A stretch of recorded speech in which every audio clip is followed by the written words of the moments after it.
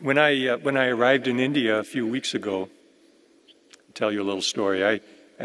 We arrived in New Delhi, stayed at our Noida ashram for a few days, and then came to Gurudev's beautiful and sacred Ranchi ashram.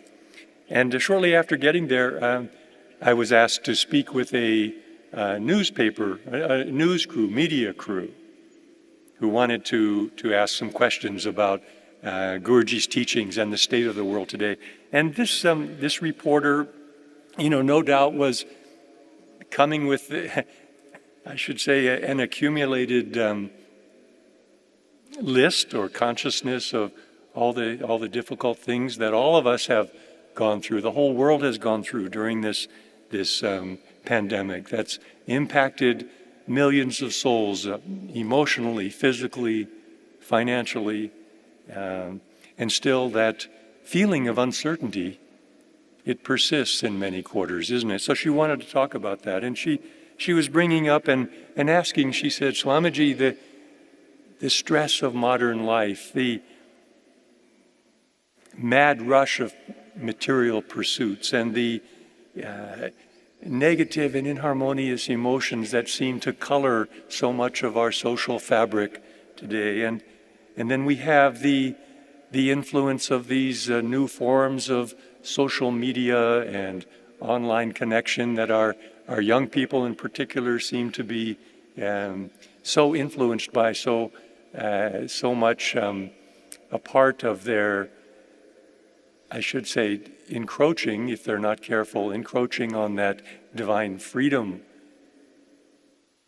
that sovereign sense of nobility and purpose that's native to the soul. So she was saying, what can we do about this? What is the remedy to all this? And I'll tell you what I said to her.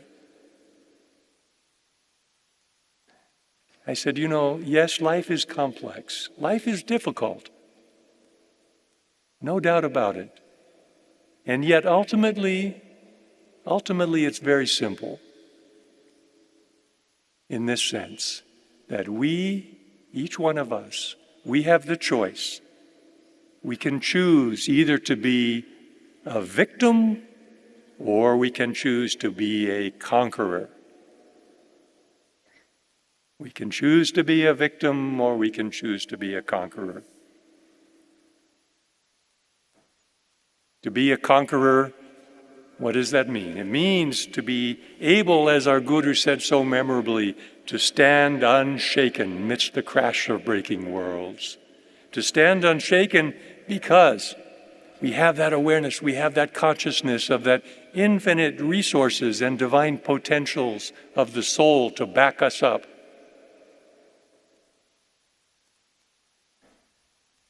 Because we are anchored in that refuge, in that shelter of the soul, the sanctuary of the soul, the greatest shelter that the divine has made available to us to weather, not only to weather the storms of this world of duality, but to be victorious over them, to grow from them, to let those circumstances, whatever they may be, to forge within us that victorious consciousness where we know I am not this body, I am not this mind, I am not these fluctuating emotions and feelings.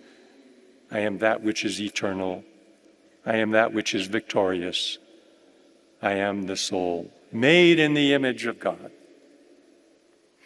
Now, to live in that consciousness, to be that kind of conqueror, that kind of victorious soul, to do that requires skills. It requires learning. It requires what our Guru called how to live skills. Now, all of you who have been studying Gurudev's wonderful YSS and SRF lessons, you have access to those skills. You are learning those skills. You are implementing those skills. And also those are going to be presented in inspiring and practical ways in the classes over these next few days. But it requires one skill above all else. And you all know what that is, isn't it? It's the ability to meditate. The ability to enter into that interior realm, into that shelter of the soul, That's what our Gurudev, above all else, has bestowed upon us, this priceless spiritual treasure. The techniques of meditation, the science of meditation, that opens that door, that opens that portal, and gives us access to the sanctuary of the soul. So meditate, meditate, meditate. That's why the Gita tells us, Lord Krishna so lovingly speaking to disciple Arjuna, and by extension to all of us down the ages, when he said, "Arise, O Arjuna, take shelter in yoga. Take shelter in yoga, slashing with the sword of wisdom this ignorance-born doubt existing in thy heart about the self." Slashing with the sword of wisdom this ignorance-born doubt existing in thy heart about the self. What does that mean, this ignorance-born doubt? Well, that is exactly what produces this victim consciousness in us, this helplessness, this sense that we are at the mercy of the cross currents and powerful forces that threaten to knock us off that inner foundation. Because we think of ourselves that way, we have that ignorance-born doubt, we don't realize what we truly are. And that is why yoga, as he says, take shelter in yoga.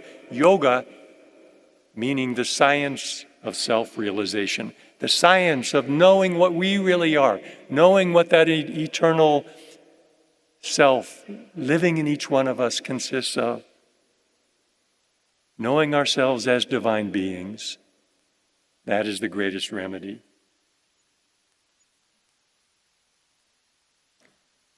There's this beautiful concept that Lord Krishna's words refer to in this Gita verse I just read. Beautiful concept throughout the Gita and really throughout all of India's immortal and eternal spiritual endowment to the world. And that is this concept of sharanam. Sharanam, to take shelter, to take refuge. Elsewhere in the Gita, you know these beautiful words. Lord Krishna says, take shelter in the eternal, take shelter in the Spirit with all the eagerness of thy heart. By his grace thou shalt obtain the utmost peace and eternal shelter. Another place he again elucidates this beautiful concept of sharanam. He says, become sheltered, meaning sharanam, protected from delusion, in oneness with me. Always keep your consciousness in my sheltering presence. Always keep your consciousness in my sheltering presence. My dear brothers and sisters and divine friends, you know what I want for each one of you. Do you know what your Gurudev wants for each one of you? He wants you to be able to enter into that consciousness of eternal shelter at will. To enter into that consciousness at will. It is not just a theoretical ideal. It is something within the grasp of each and every one who takes up not just the study, but the practice, daily, regular, persistent practice of that science of self-realization. He wants you to be able to enter into that consciousness so that you can live your lives in that security, with that sense of support, that sense of sustaining protection that comes from the consciousness of being sheltered in the infinite. And we're here in this Sangam, we're here on this path laid out by Gurudev Paramahansa Yoganandaji and our Param Gurus, this path of Kriya Yoga. We are here because we know that the Kriya Yoga teachings that the Gurus have brought to us, they bestow that ability. They bestow that key that allows us to open the door and dwell at will in that consciousness of eternal shelter. So our divine Guru, again and again, in one way or another, these words or that book or that chant, that prayer, all of it, he is saying, take shelter in Kriya Yoga. And he's constructed that shelter for us, isn't it? He's constructed it how? 3 things. He's given us the sadhana, the techniques of meditation. Secondly, he's given us this supportive sangam of our fellowship, divine fellowship with other devotees around the world. Great support, great encouragement and help that we give to each other. Even if we don't even meet, even if we don't even talk, just the knowledge that all over the world are these souls who have responded to the soul summons of the divine through the Kriya Yoga teachings of Paramahansa Yoganandaji and are making that practice of meditation, that practice of daily going into that shelter, going into that inner contact, whereby all those qualities of the divine, all those qualities of the soul can flow into the lives of each of us as individuals and also flow out to those around us and to the world as a divine blessing. So first is sadhana, second is the sangam, third is the eternal grace of his darshan. The Guru Kripa, eternal, ever-living flow of blessings that is ours, that we experience when we enter into that inner temple of meditation.